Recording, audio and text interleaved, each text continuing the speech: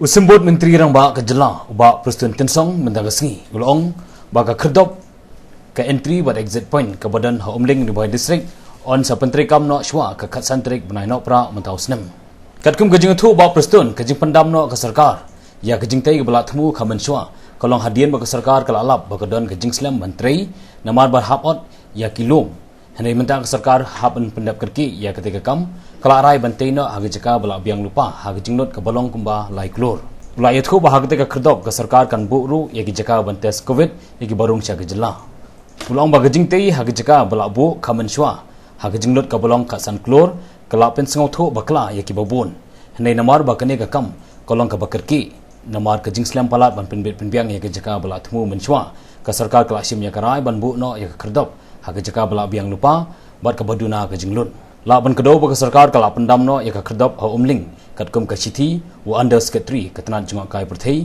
ke balap hak show principal AG ka section Shillong hakar khanai tarik benai nai lor arjar arpho bad dakani ke jeng pendam jeng ke sarkar ia ketika kerdop ke bak jenglut kalong palat kat san klor kelak mi ru ke jeng kentho ngi babon kiseng bak ke kenhon hapok Jelah entry point that Umling one. See, I think some confusion has taken place. Just because of one issue. The issue was originally, in fact, the sanction of I think 15 or 16 crores was accorded for construction of permanent and exit entry point at Umling site. But while doing so, land development started. Again, quite a number of rocks was ultimately located in this particular place, and it takes a lot of time to remove this rock in that place, means to make it plain. So ultimately we decided from the government side, okay, right now, because we found out that it's so urgent that we have entry point to Meghalaya, so ultimately new sanction was given. It's about maybe 3 crores, where we converted right now into prefab structure, and this prefab structure will be completed.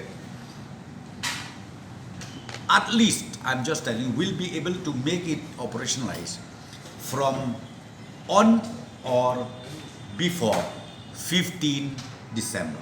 No, the facilities, see, that I'm not a technical person, but what I'm saying is they have already submitted the plan, the estimate, the details, everything. So all facilities will be there, including the entry point of COVID-19.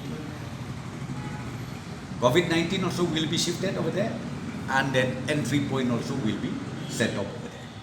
The contractor has already started, went ahead, already started the land development. As I said to you, land development, I think you must have seen it. Huge investment has been made, no doubt about it.